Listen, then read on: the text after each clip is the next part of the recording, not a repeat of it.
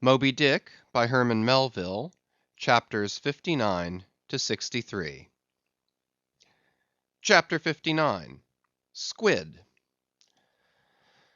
Slowly wading through the meadows of Brit, the Pequod still held on her way northeastward towards the island of Java, a gentle air impelling her keel, so that in the surrounding serenity her three tall tapering masts mildly waved to that languid breeze, as three mild palms on a plain. And still, at wide intervals in the silvery night, the lonely, alluring jet would be seen. But one transparent blue morning, when a stillness almost preternatural spread over the sea, however unattended with any stagnant calm, when the long burnished sun glade on the waters seemed a golden finger laid across them, enjoining some secrecy; when the slippered waves whispered together as they softly ran on; in this profound hush of the visible sphere, a strange spectre was seen by Daggoo from the main mast head. In the distance a great white mass lazily rose, and rising higher and higher, and disentangling itself from the azure, at last gleamed before our prow like a snow slide, new slid from the hills. Thus glistening for a moment, as slowly it subsided and sank; then once more arose, and silently gleamed. It seemed not a whale; and yet is this Moby Dick, thought Daggoo? Again the phantom went down, but on reappearing once more, with a stiletto like cry that startled every man from his nod, the negro yelled out, "There, there again! There she breaches! Right ahead! The White Whale! The White Whale!" Upon this the seamen rushed to the yard arms, as in swarming times the bees rush to the bows. Bareheaded in the sultry sun, Ahab stood on the bowsprit, and with one hand pushed far behind in readiness to wave his orders to the helmsman, cast his eager glance in the direction indicated aloft by the outstretched motionless arm of Daggoo.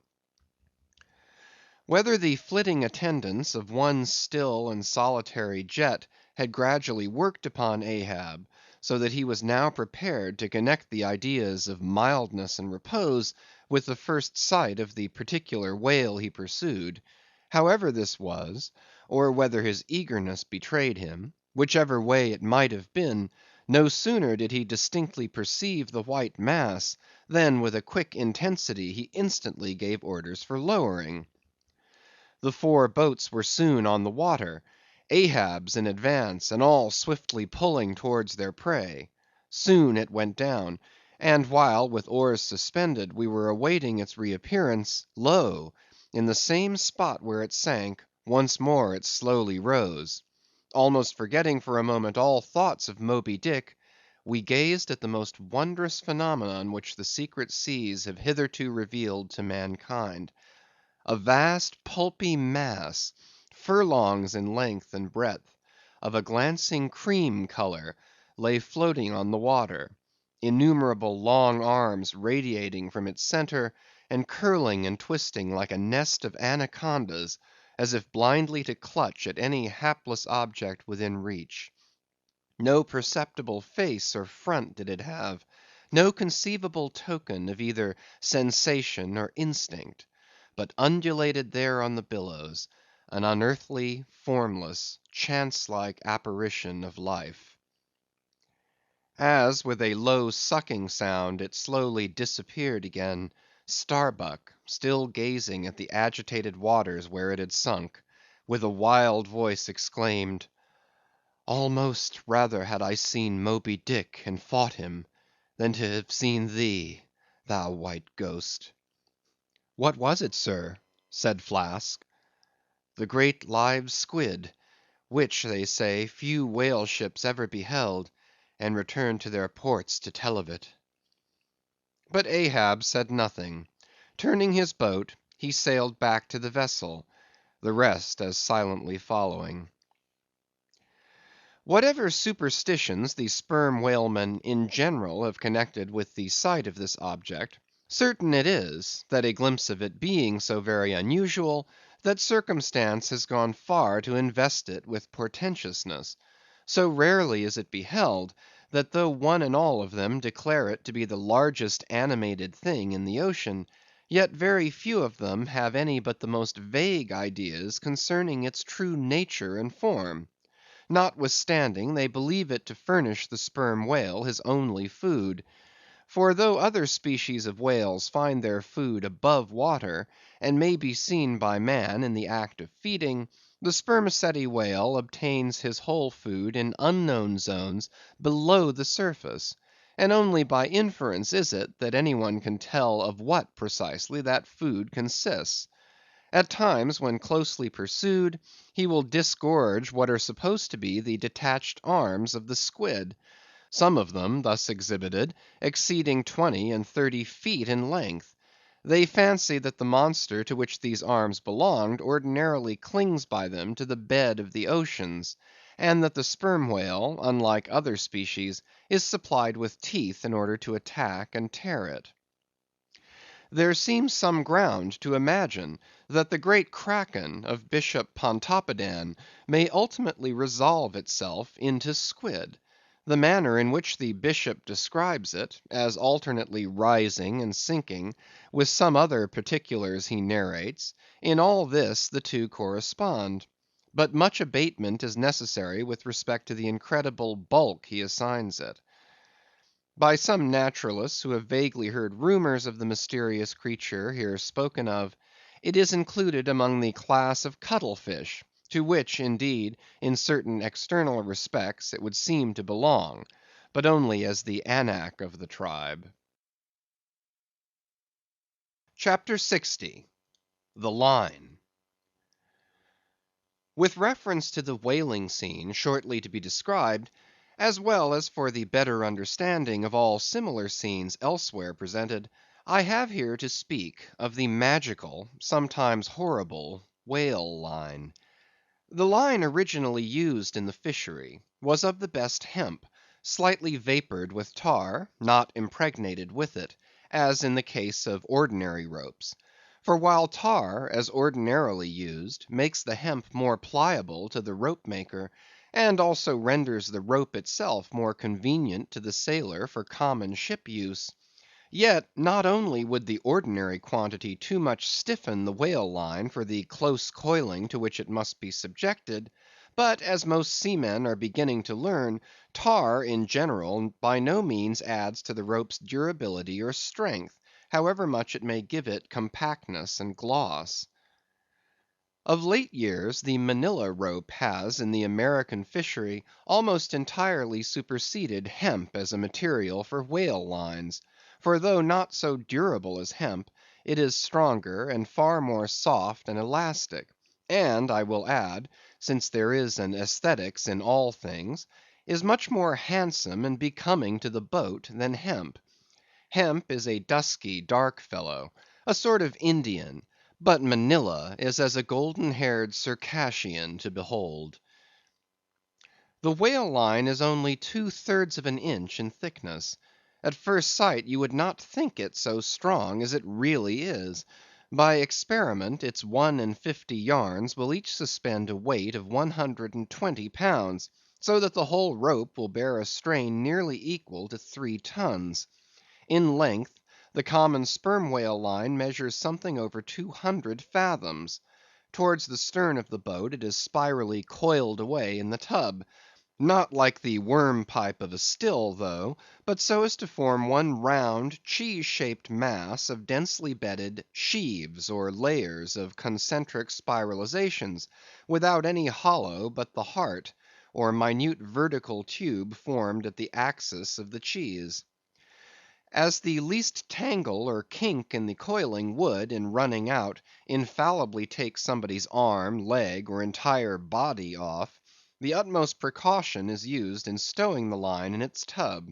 Some harpooneers will consume almost an entire morning in this business, carrying the line high aloft, and then reeving it downward through a block towards the tub, so as in the act of coiling to free it from all possible wrinkles and twists. In the English boats, 2 tubs are used instead of 1, the same line being continuously coiled in both tubs. There is some advantage in this, because these twin tubs being so small, they fit more readily into the boat, and do not strain it so much. Whereas the American tub, nearly 3 feet in diameter, and of proportionate depth, makes a rather bulky freight for a craft whose planks are but 1/2 inch in thickness; for the bottom of the whale boat is like critical ice, which will bear up under a considerable distributed weight, but not very much of a concentrated one.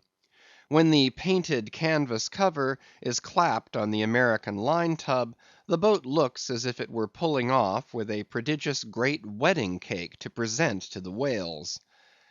Both ends of the line are exposed, the lower end terminating in an eye splice or loop coming up from the bottom against the side of the tub, and hanging over its edge completely disengaged from everything. This arrangement of the lower end is necessary on 2 accounts. First, in order to facilitate the fastening to it of an additional line from a neighboring boat, in case the stricken whale should sound so deep as to threaten to carry off the entire line originally attached to the harpoon. In these instances, the whale of course is shifted like a mug of ale, as it were, from one boat to the other, though the first boat always hovers at hand to assist its consort. Second, this arrangement is indispensable for common safety's sake; for were the lower end of the line in any way attached to the boat, and were the whale then to run the line out to the end, almost in a single smoking minute as he sometimes does, he would not stop there, for the doomed boat would infallibly be dragged down after him into the profundity of the sea, and in that case no town crier would ever find her again.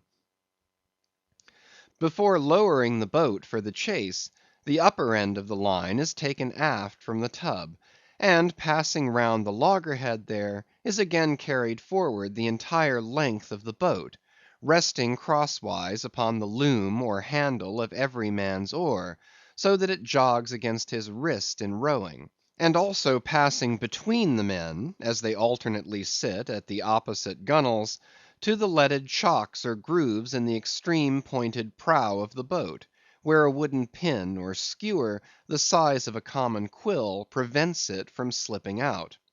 From the chocks it hangs in a slight festoon over the bows, and is then passed inside the boat again; and some 10 or 20 fathoms, called box line, being coiled upon the box in the bows, it continues its way to the gunwale still a little further aft, and is then attached to the short warp, the rope which is immediately connected with the harpoon. But previous to that connection, the short warp goes through sundry mystifications too tedious to detail. Thus the whale line folds the whole boat in its complicated coils, twisting and writhing around it in almost every direction. All the oarsmen are involved in its perilous contortions, so that to the timid eye of the landsman they seem as Indian jugglers, with the deadliest snakes sportively festooning their limbs. Nor can any son of mortal woman for the first time seat himself amid those hempen intricacies, and while straining his utmost at the oar, bethink him that at any unknown instant the harpoon may be darted, and all these horrible contortions be put into play like ringed lightnings. He cannot be thus circumstanced without a shudder that makes the very marrow in his bones to quiver in him like a shaken jelly.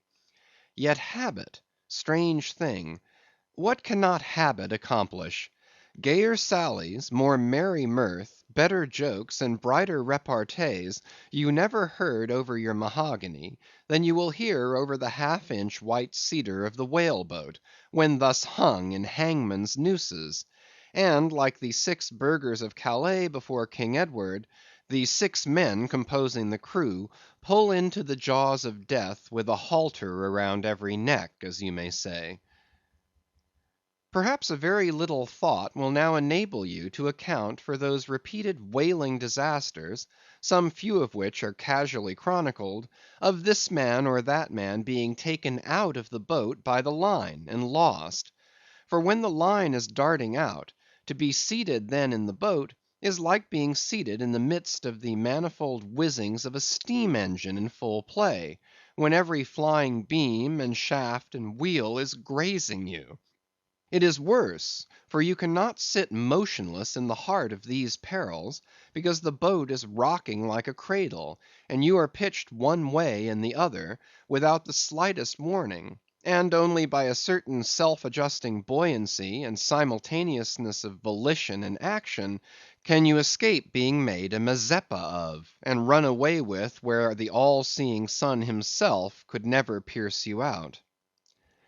Again, as the profound calm, which only apparently precedes and prophesies of the storm, is perhaps more awful than the storm itself, for indeed the calm is but the wrapper and envelope of the storm, and contains it in itself, as the seemingly harmless rifle holds the fatal powder and the ball and the explosion, so the graceful repose of the line, as it silently serpentines about the oarsman before being brought into actual play, this is a thing which carries more of true terror than any other aspect of this dangerous affair.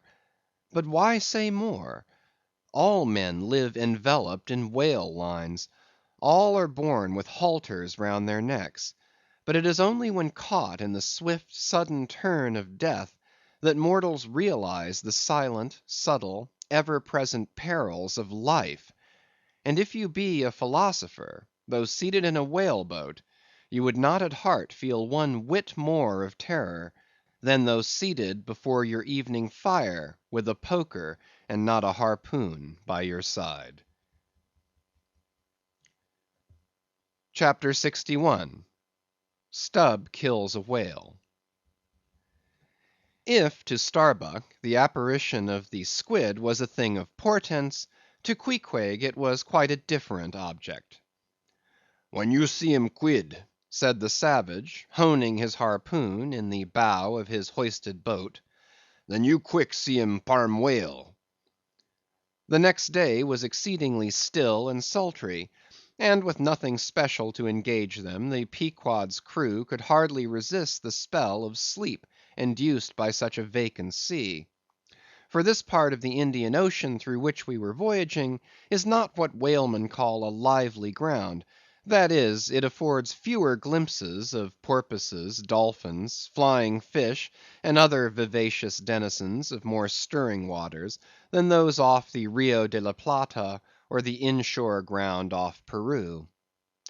It was my turn to stand at the foremast head, and with my shoulders leaning against the slackened royal shrouds, to and fro I idly swayed in what seemed an enchanted air.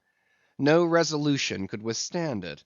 In that dreamy mood, losing all consciousness, at last my soul went out of my body, though my body still continued to sway as a pendulum will, long after the power which first moved it is withdrawn.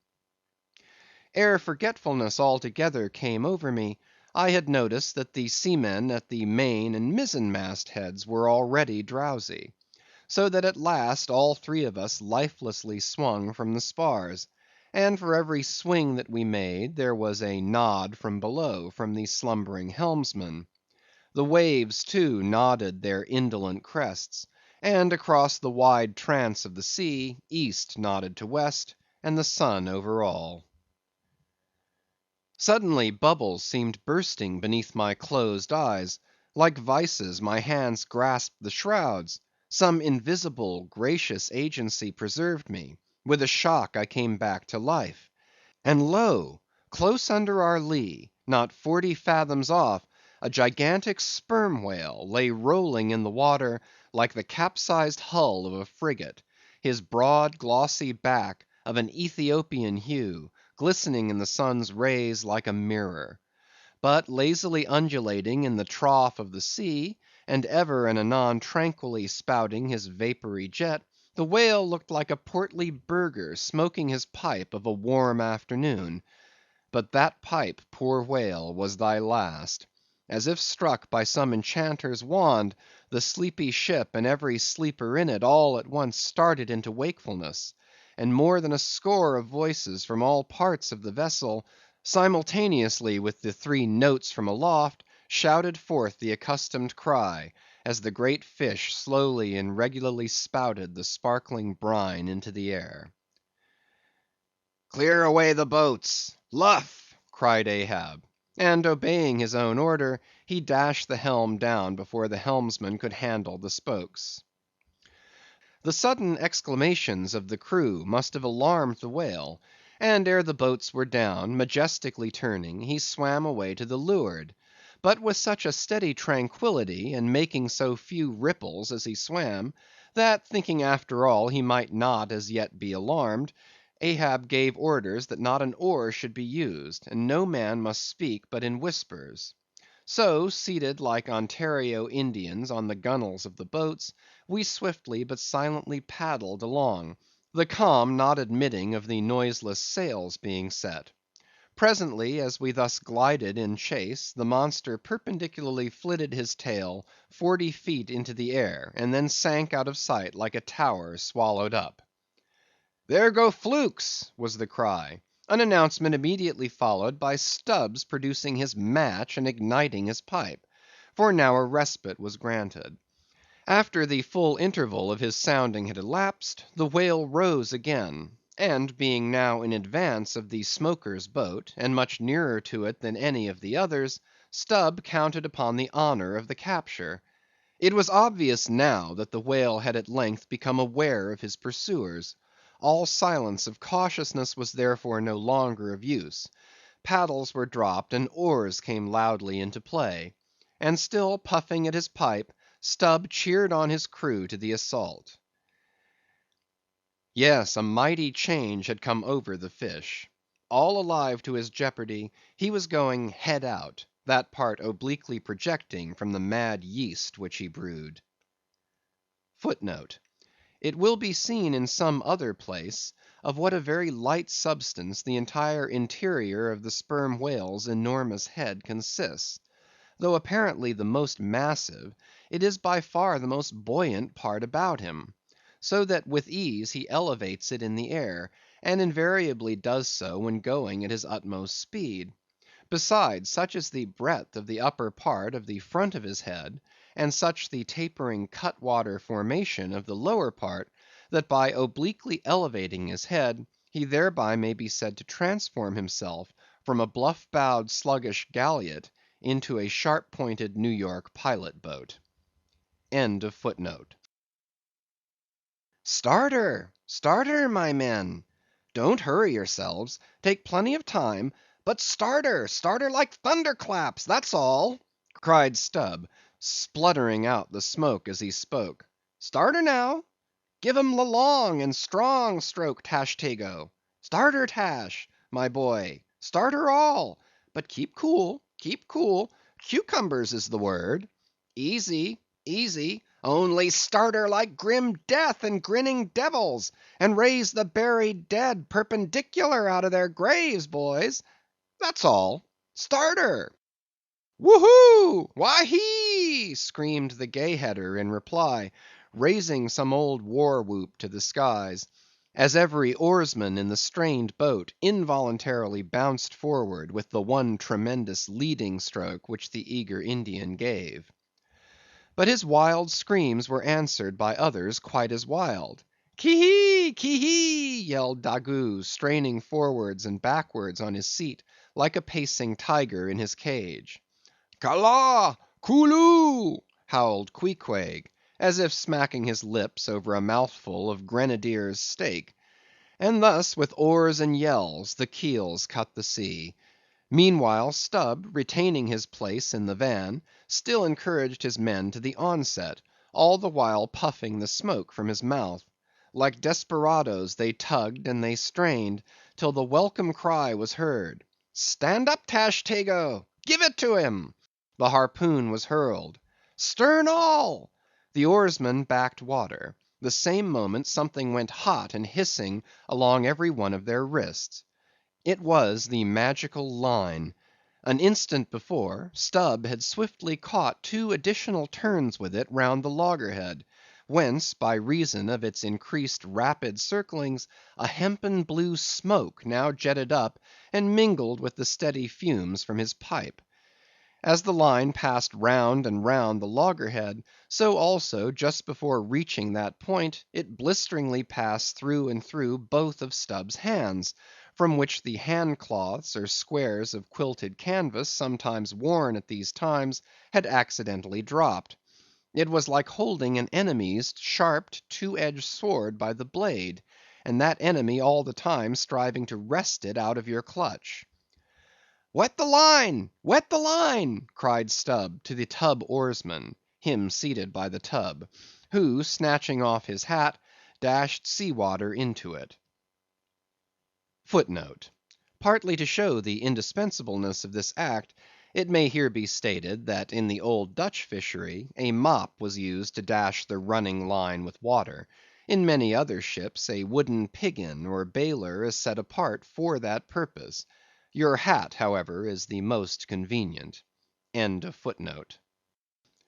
More turns were taken, so that the line began holding its place.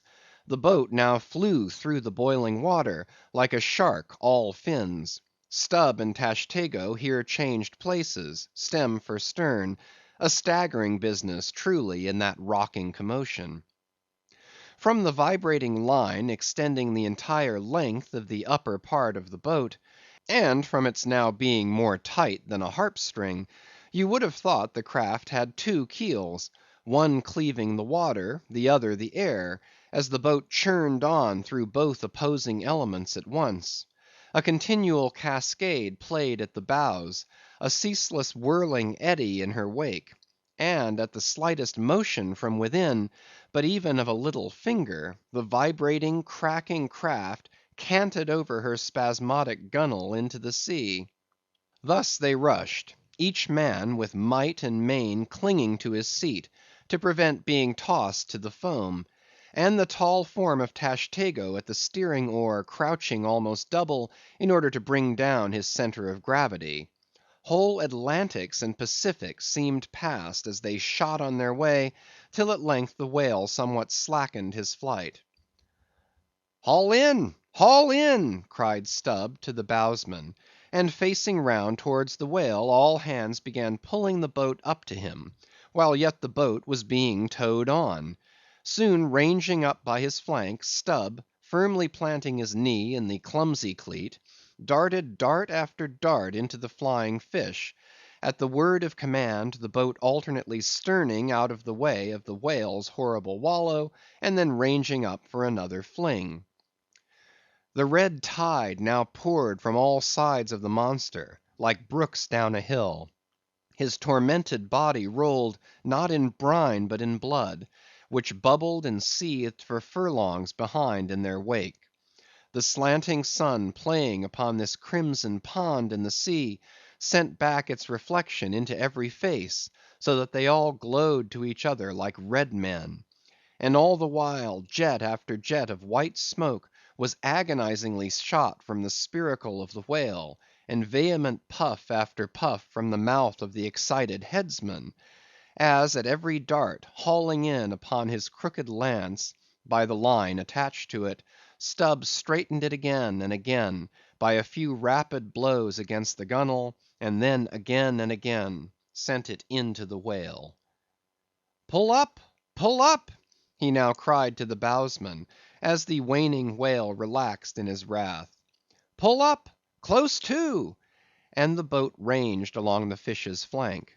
When reaching far over the bow, Stubb slowly churned his long sharp lance into the fish, and kept it there, carefully churning and churning, as if cautiously seeking to feel after some gold watch that the whale might have swallowed, and which he was fearful of breaking, ere he could hook it out. But that gold watch he sought was the innermost life of the fish. And now it is struck; for, starting from his trance into that unspeakable thing called his flurry, the monster horribly wallowed in his blood, overwrapped himself in impenetrable, mad, boiling spray, so that the imperiled craft, instantly dropping astern, had much ado blindly to struggle out from that frenzied twilight into the clear air of day. And now, abating in his flurry, the whale once more rolled out into view, surging from side to side, spasmodically dilating and contracting his spout hole, with sharp, cracking, agonized respirations. At last, gush after gush of clotted red gore, as if it had been the purple lees of red wine, shot into the frighted air, and falling back again, ran dripping down his motionless flanks into the sea. His heart had burst.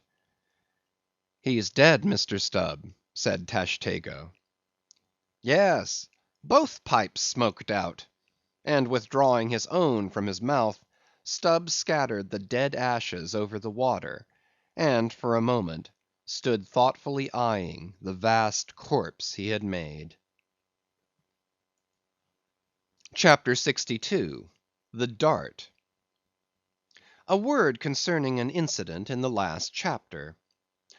According to the invariable usage of the fishery, the whale boat pushes off from the ship, with the headsman or whale killer as temporary steersman, and the harpooneer or whale fastener pulling the foremost oar, the one known as the harpooneer oar. Now, it needs a strong, nervous arm to strike the first iron into the fish; for often, in what is called a long dart, the heavy implement has to be flung to the distance of 20 or 30 feet. But however prolonged and exhausting the chase, the harpooneer is expected to pull his oar meanwhile to the uttermost; indeed, he is expected to set an example of superhuman activity to the rest, not only by incredible rowing, but by repeated loud and intrepid exclamations. And what it is to keep shouting at the top of one's compass, while all the other muscles are strained and half started; what that is, none know but those who have tried it. For one, I cannot bawl very heartily and work very recklessly at one and the same time. In this straining, bawling state, then, with his back to the fish, all at once the exhausted harpooneer hears the exciting cry, "Stand up and give it to him." He now has to drop and secure his oar, turn round on his centre half way, seize his harpoon from the crotch, and with what little strength may remain, he essays to pitch it somehow into the whale. No wonder, taking the whole fleet of whalemen in a body, that out of 50 fair chances for a dart, not 5 are successful. No wonder that so many hapless harpooneers are madly cursed and disrated. No wonder that some of them actually burst their blood vessels in the boat. No wonder that some sperm whalemen are absent 4 years with 4 barrels. No wonder that to many ship owners whaling is but a losing concern; for it is the harpooneer that makes the voyage, and if you take the breath out of his body, how can you expect to find it there when most wanted? Again, if the dart be successful, then at the second critical instant, that is, when the whale starts to run, the boat header and harpooneer likewise start to running fore and aft, to the imminent jeopardy of themselves and every one else. It is then they change places, and the headsman, the chief officer of the little craft, takes his proper station in the bows of the boat. Now, I care not who maintains the contrary, but all this is both foolish and unnecessary. The headsman should stay in the bows from first to last. He should both dart the harpoon and the lance, and no rowing whatever should be expected of him, except under circumstances obvious to any fisherman. I know that this would sometimes involve a slight loss of speed in the chase; but long experience in various whalemen of more than one nation has convinced me that in the vast majority of failures in the fishery, it has not by any means been so much the speed of the whale, as the before described exhaustion of the harpooneer that has caused them. To ensure the greatest efficiency in the dart, the harpooneers of this world must start to their feet from out of idleness, and not from out of toil. CHAPTER 63. The Crotch. Out of the trunk the branches grow, out of them the twigs. So, in productive subjects, grow the chapters. The crotch alluded to on a previous page deserves independent mention. It is a notched stick of a peculiar form, some 2 feet in length, which is perpendicularly inserted into the starboard gunwale near the bow, for the purpose of furnishing a rest for the wooden extremity of the harpoon, whose other naked, barbed end slopingly projects from the prow. Thereby the weapon is instantly at hand to its hurler, who snatches it up as readily from its rest as a backwoodsman swings his rifle from the wall. It is customary to have 2 harpoons reposing in the crotch, respectively called the first and second irons. But these 2 harpoons, each by its own cord, are both connected with the line; the object being this, to dart them both if possible, one instantly after the other, into the same whale, so that if, in the coming drag, one should draw out, the other may still retain a hold. It is a doubling of the chances. But it very often happens, that owing to the instantaneous, violent, convulsive running of the whale upon receiving the first iron, it becomes impossible for the harpooneer, however lightning like in his movements, to pitch the second iron into him. Nevertheless, as the second iron is already connected with the line, and the line is running, hence that weapon must, at all events, be anticipatingly tossed out of the boat, somehow and somewhere, else the most terrible jeopardy would involve all hands. Tumbled into the water it accordingly is in such cases, the spare coils of box line, mentioned in a preceding chapter, making this feat in most instances prudently practicable. But this critical act is not always unattended with the saddest and most fatal casualties.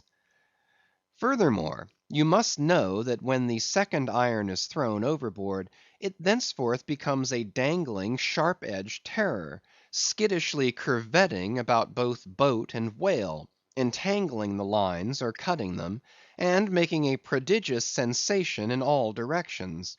Nor, in general, is it possible to secure it again until the whale is fairly captured and a corpse.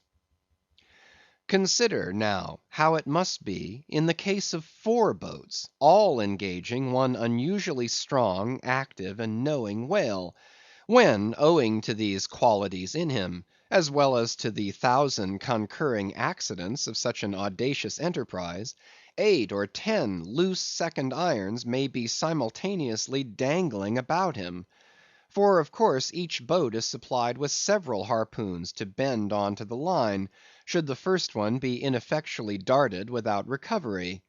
All these particulars are faithfully narrated here, as they will not fail to elucidate several most important, however intricate, passages in scenes hereafter to be painted.